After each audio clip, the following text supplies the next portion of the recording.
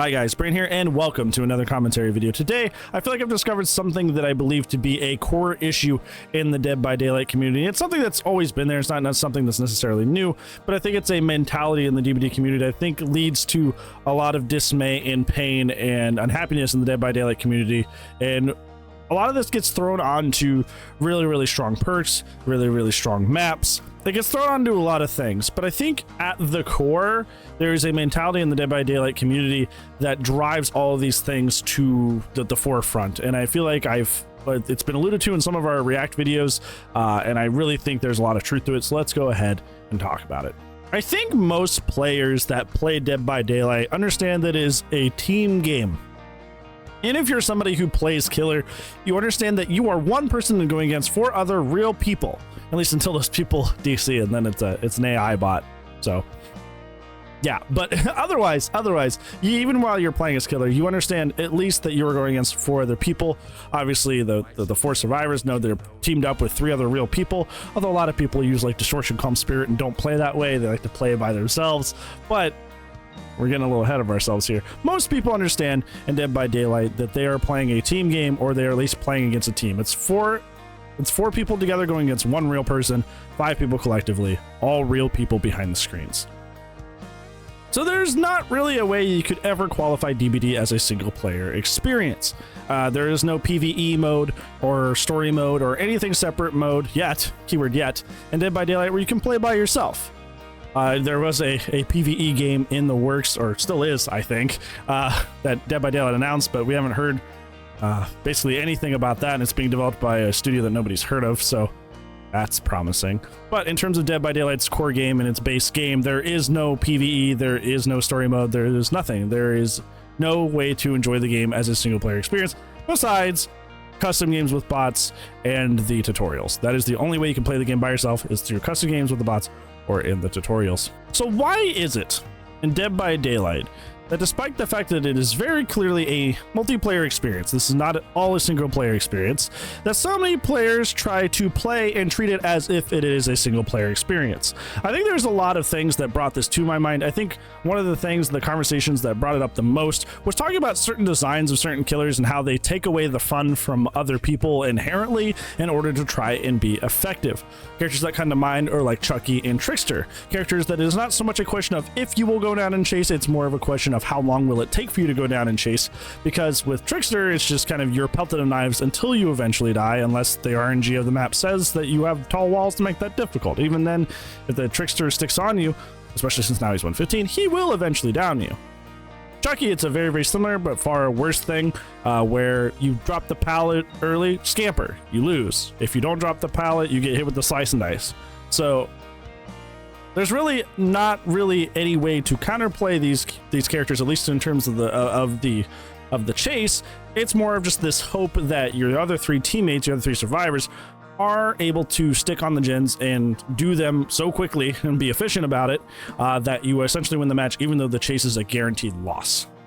Basically, the only way you get out of these situations if these players are ridiculously bad and have really bad pathing, and that's about it. You just gotta pray that the other player is bad. And I think when it comes down to the design of characters or perks or add-ons, where you just gotta hope the other team is bad, that is basically boiling the game down to a single player experience. It doesn't matter what my input is against a really good Chucky that knows to just, not even a really good Chucky, honestly, just a moderately sentient Chucky that knows at all what to do with the character, scamper under pallet, slice and dice when it's convenient. I am just an NPC in their single player experience.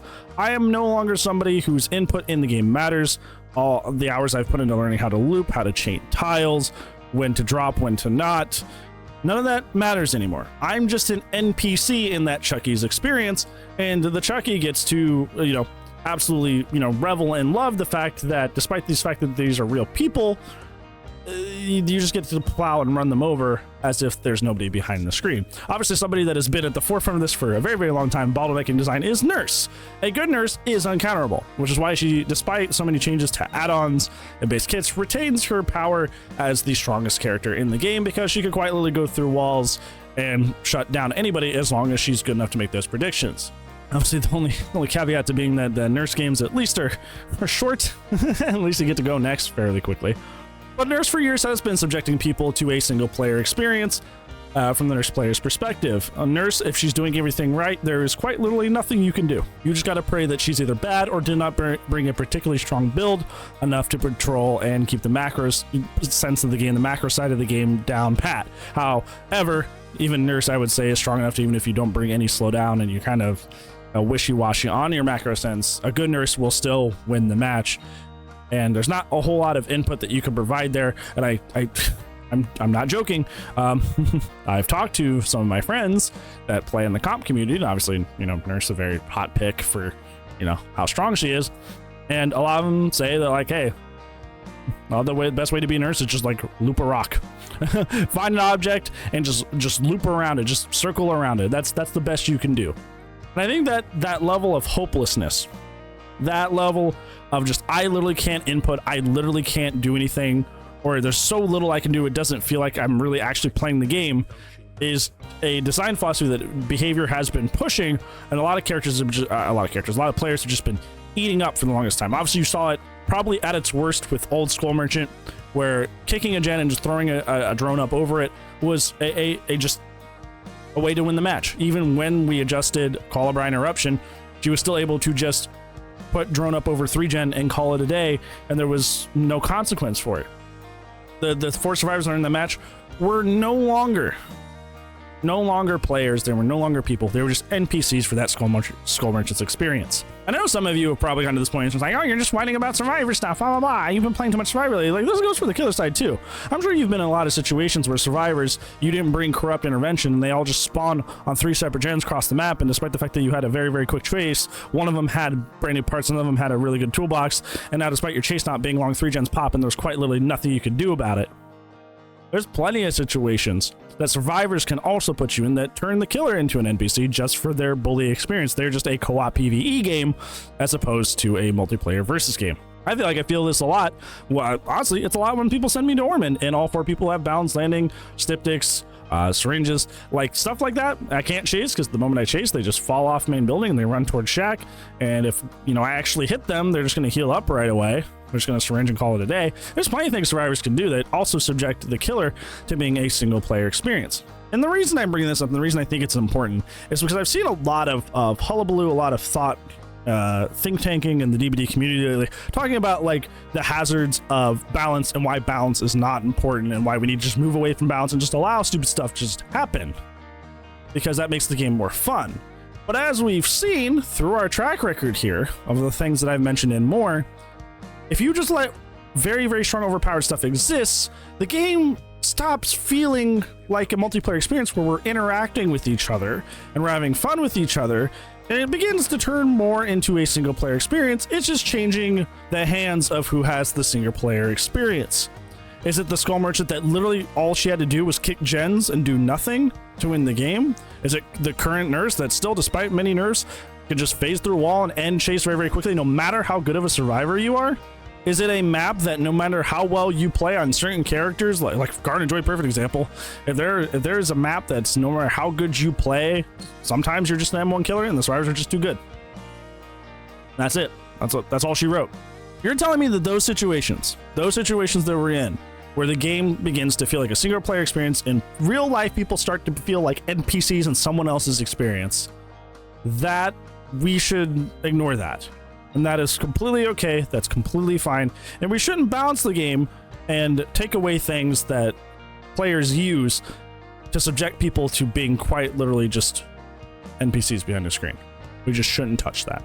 I feel like if there's any sort of like TLDR, if there's any point to all this, I just wanted to say that we should not shy away from balance, because this is what we are looking at here, is this kind of this mentality, this mindset that a lot of players have, that they don't care that they're the people on the other side of the screen. As long as they can subject these people to being bots on the other side of the screen and they can do whatever they want to them, they will find the way to do it. DBD is not meant to be a single player experience. It's supposed to be as interactive as possible between the two sides. So we should limit these things in the game that aren't interactive. I think a perfect example I brought up in a React earlier was Blight. Blight, outside of his new add-on, his iridescent blight tag, his add-ons have been toned down, and even before his add-ons were toned down, a lot of people found him to be a tremendously fun character to face as Survivor, because despite how strong he was, there was a lot of interactivity there, and people enjoy facing him for that reason, because it doesn't matter, he's the second best character in the game, at least currently.